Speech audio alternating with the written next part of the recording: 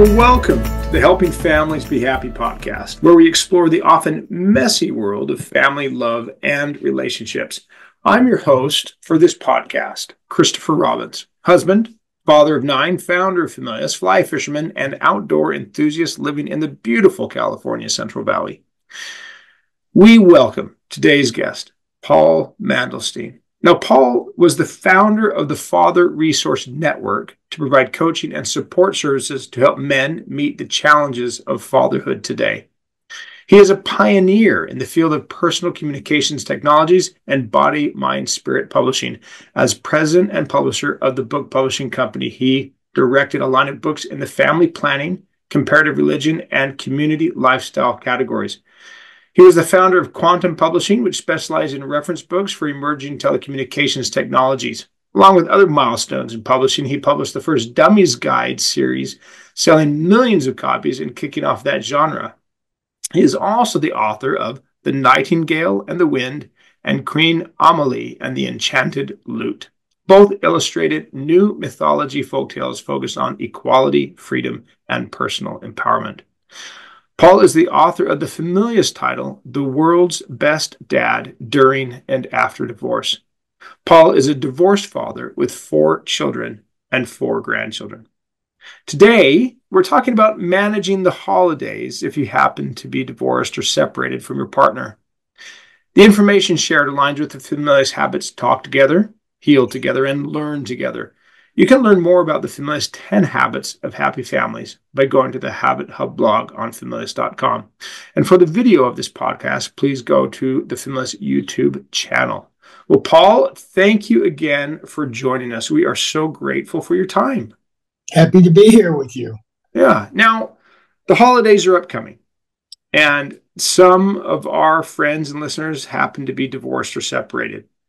Help us. What's the first thing we need to know as we enter these holidays so we don't complicate the holidays more than we need to? Be flexible with the holidays. Now, your daughter might call you up and say, Grandma is coming to visit Mom for the holidays, and I'm really excited to see her. And you know that Grandma, your ex's mom, really doesn't like you at all and is kind of uptight about that. And it might even be your turn to have the kids this holiday. So what you want to remember is that you want to adjust your agreements to fit your kids' needs. This is a time to put away any anger or sadness or melancholy and do what's right for the kids so it indeed is a happy holiday. So you can easily say, okay, let's do it, but let your ex know that you're not setting a precedent about this. This is not going to happen every holiday. And to be proactive about that. And a lot of men don't understand about planning. And I know with my ex, he used to plan Christmas 3 or 4 months in advance. And by the time when we first split up, by the time I realized the holidays were coming up, it was already all booked up. So try to be proactive. And the main thing also is be nice. And if you can't be nice, don't say anything. I was talking to a woman who's a little bit older than I am, and I said, Dolores, can you tell me, with one piece of advice, what would you tell other people based on your years of experience in this life? She said, be nice. Great advice. Yeah, it's pretty simple. Another thing to do is to keep your agreements. You might, especially in the early days of the divorce, you might be feeling sad, you might be feeling angry, and resentful, and all of a sudden, and I know men tend to do this, at the last minute they're going to bail out. And keep your agreements, and hold your ex to agreements, and hold your kids to agreements. Don't make a big deal out of it if the agreements are not going your way this year, because remember, you want to have a happy holiday. Yeah, and you want to put the kids first, and you want to put your anger in the background, and realize that this is also a time for you to have personal growth and to grow up. Be the grown up. That's interesting. So the advice is, let's be flexible. Let's make sure we're nice. And let's make sure that we keep our agreements. Let's set an expectation that we're going to keep our agreements. And you say that all of this is about personal growth. So talk a little bit about how we can look at it that way. Well, it's, my intention when I authored the book was to create a path for men to become the leader of their new family dynamic, and to realize that your family's not broken, it's extended. And this is an opportunity for a new start for you. Maybe you weren't a real hands-on dad, and because mom took care of everything, she did it quite well, and so this is a time where you make space for your kids and for your new family, and practice forgiveness, which is really hard when you're angry, and you're disappointed. But it's really important. And again, if you can't, like the old saying, if you can't say nothing nice, don't say anything at all. Just smile and go see your therapist afterwards if you have to, or go meditate, or do something good for yourself that you enjoy to take your mind off of your personal hurt, and disappointment. That is great advice, particularly forgiveness. What we keep learning from the studies is forgiveness isn't necessarily for the other person. It's for us. It's right. Healing. We need to let go and move on. And that creates, as you said, a much better relationship. But I remember my parents who divorced, and my mother just, and for some good reasons, just really despised my father.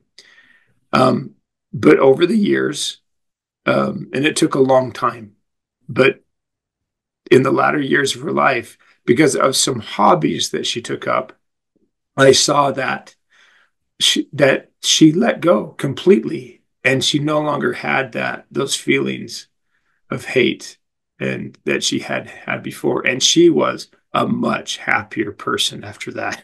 So, yeah. And I think it's also important, if you're alone, if you're not with the kids, to find something that you enjoy to do and to go help someone else. Maybe go volunteer in the soup kitchen, or, hand out, gifts to, the neighbors, or something. Just try to do something that empowers you by being nice to others, because that's going to help your self-esteem. If you go help someone else, even if you're feeling lousy, just go do it. It's going to help. It's going to help your self-esteem, and it's also going to help your kids, because your kids do not want to see dad or mom sad.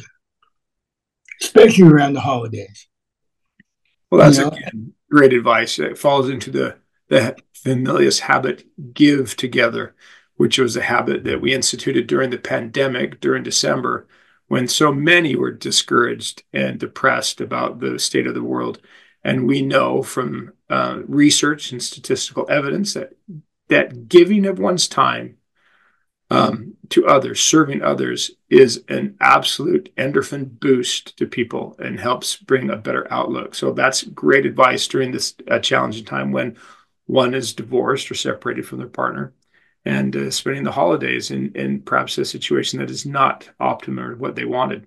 We're talking with Paul Mandelstein, the author of The World's Best Dad During and After Divorce, which is a guide to co-parenting for divorced dads.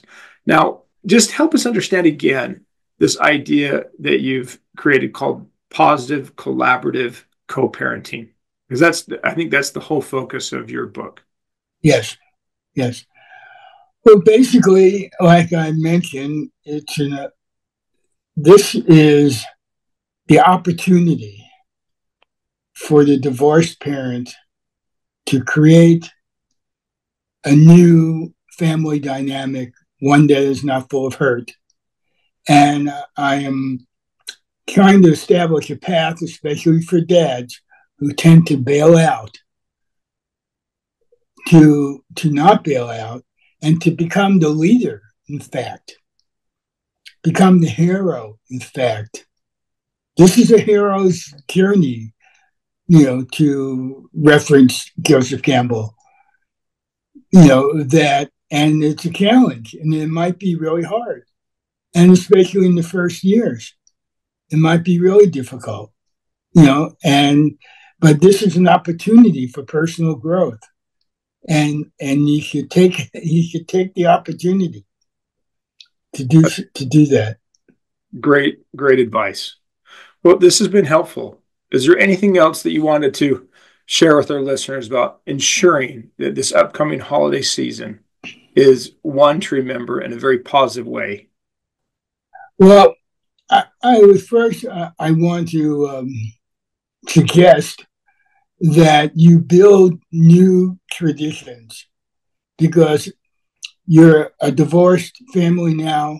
You might be a blended family. So you might need to bring in traditions from the new family and their kids, and they've had traditions that they established. So ask them, what could they bring and what kind of foods did they like? What did they do, that they enjoyed, And it's important to build it because you're building your new extended family. You don't have a broken family. You have an extended family.